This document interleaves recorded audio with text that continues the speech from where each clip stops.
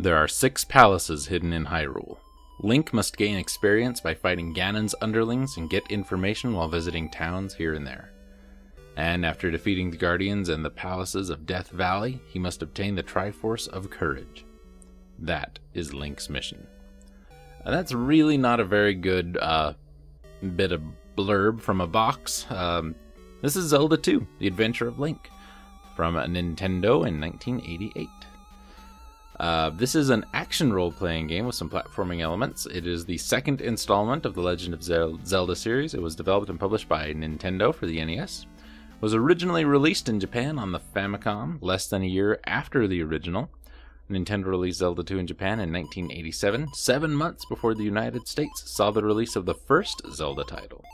Nintendo released Zelda 2 in 1988, almost 2 years after its initial release in Japan, after converting the game from its initial disk system format to the NES cartridge.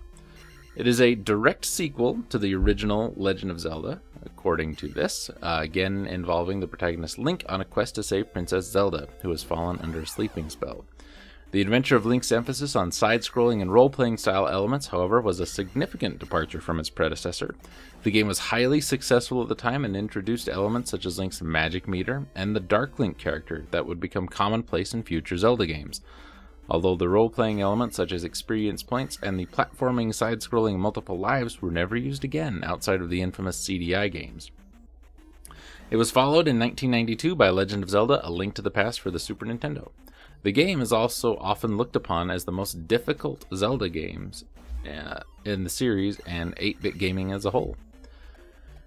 The game bears little resemblance to the first game in the series or later games. The Adventure of Link features side-scrolling areas with a larger top-down world map than an exclusive top-down perspective of the previous game. It's more an action RPG, much like Faxanadu, than anything else.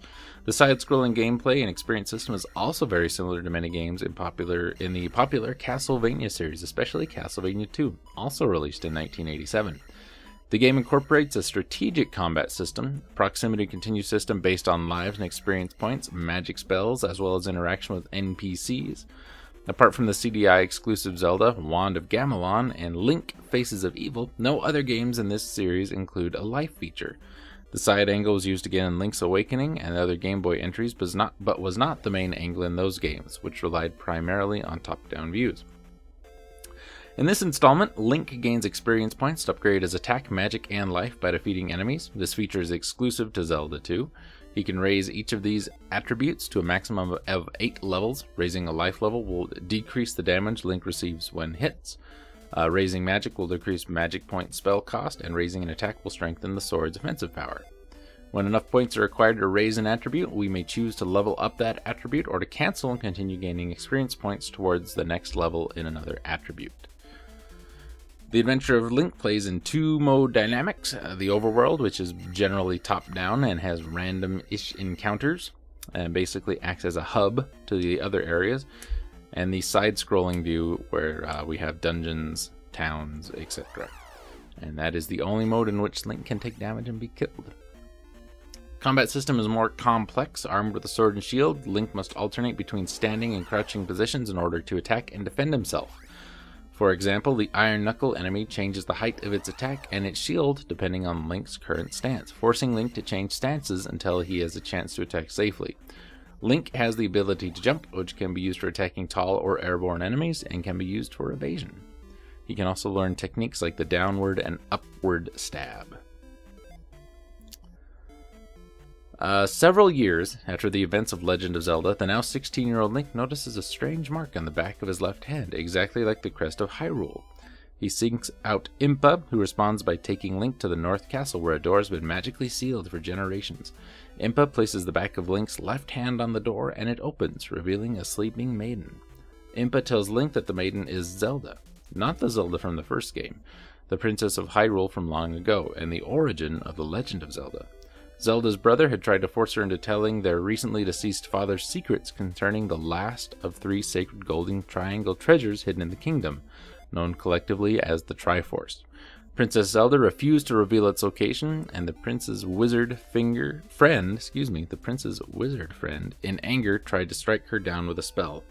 Zelda fell under a powerful sleeping spell, but also resulted in the wizard's own death. The prince, filled with remorse and unable to reverse the spell, had his sister placed in the castle tower in hope she would one day be awakened. He decreed that princesses born to the royal family from that point on would be named Zelda, in remembrance of this tragedy. Impa says that the mark on Link's hand means he is the hero chosen to awaken Zelda. She gives Link a chest containing 6 crystals and ancient writings that only a great future king of Hyrule can read. Link finds, although he's never seen the symbols before, that he can read it, and it indicates that each crystal needs to be placed in a different palace in Hyrule. This will open the way to the Great Palace, which contains the Triforce of Courage. This, combined with the other 2 parts, has the power to awaken the enchanted Zelda. Taking the crystals, Link sets out to restore them to their palaces. Meanwhile, the followers of Ganon are seeking to kill Link. Sprinkling his blood on Ganon's ashes would bring Ganon back to life.